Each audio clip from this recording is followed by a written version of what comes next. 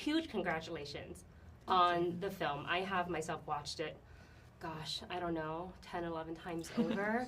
And then not including the times where I put it on as background, and then I don't do the task of it, and it just like ended up watching the movie. So at what point did it kind of dawn upon you and say, this movie has become not just popular here in the States, but globally a success and viral?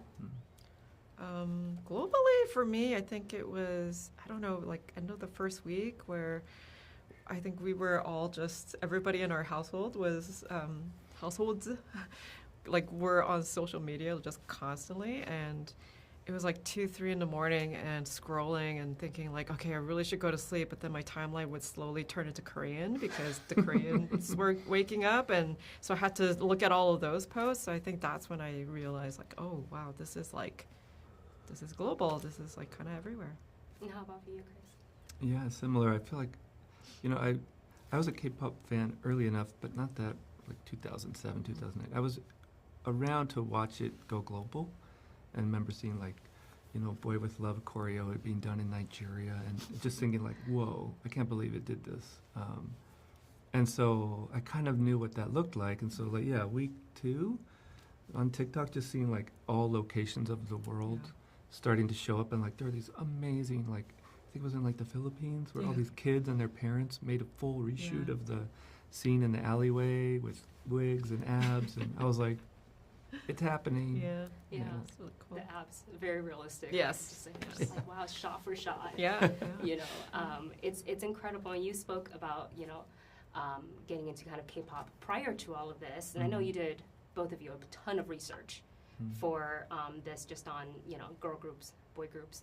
Were there any other boy groups or girl groups that you discovered along the way, and that you're kind of like, oh, I can get into this music, their music as well? I think a lot. I think we also kind of experienced like a new generation of K-pop artists coming out, and maybe 2. I feel like we're in one now, and I'm like can barely keep up because of all the movie stuff. But definitely a lot of music that we didn't know, and we had to listen to a lot just to even kind of get demo songs. I mean, or temp music into the film. So a lot. Any groups that like stuck out to you that are like, ooh, this one sticks with me during my research and you didn't know about before? I mean, I think I got pretty into Sunmi early on, just because she was like kind of boldly herself and not at all like managed. So I thought that was cool to see that kind of character come through, like the solo identity. And then like I don't even know if I'm saying it right. Is it ATs or ATs? Like I felt like I saw them. I'm like, okay, like you're doing the Saja Boy. We're both doing the Saja Boy thing here, and I love it. Yeah, absolutely. So I've noticed, as a K-pop lover and a K-drama lover, I noticed how many classic K-drama moments that you've managed to put into the movies. I think specific for me, like the wrist grab. I was like, you have to have it in every K-drama. So were there any other Easter eggs that you've included in the film that the fans haven't really like talked about or found yet? Oh, I don't think so. I think they found everything. It's crazy. Even things that were probably not intentional. Yeah, they're like, we meant that. Smart. I don't think there is anything that they haven't missed. I mean, there are fans that have kind of scrubbed through the whole thing frame by frame. So I don't know. I can't think of anything. No, but I remember because K-dramas have such a strong sense of story and character, and they're their own thing. I do remember the wrist grab moment. We were working on Rumi and Jinu's relationship, and we felt like something was missing because there was a lot of this, blah, blah, blah, blah, blah.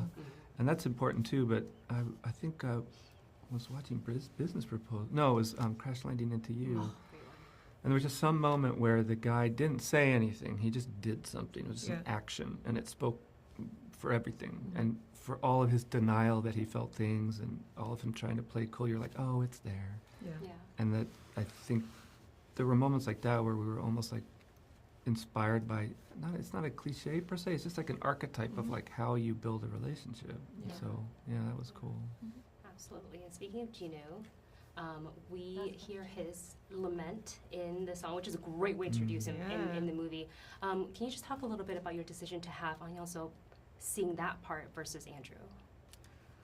Oh,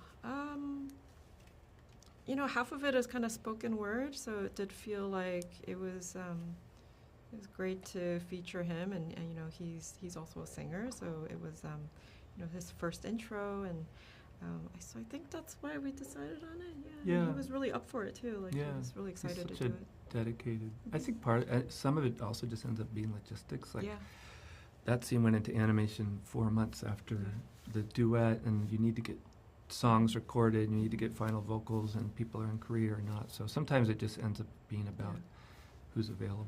Yeah. Well, that was great. He did I a great loved being job. able to have the both Yeah. of them sing, and, you know, in your movie. So, well, thank you so much. That's all the time I have. thank you. Thank you. And thank you for making the movie. I love it. I'm obsessed. Aw.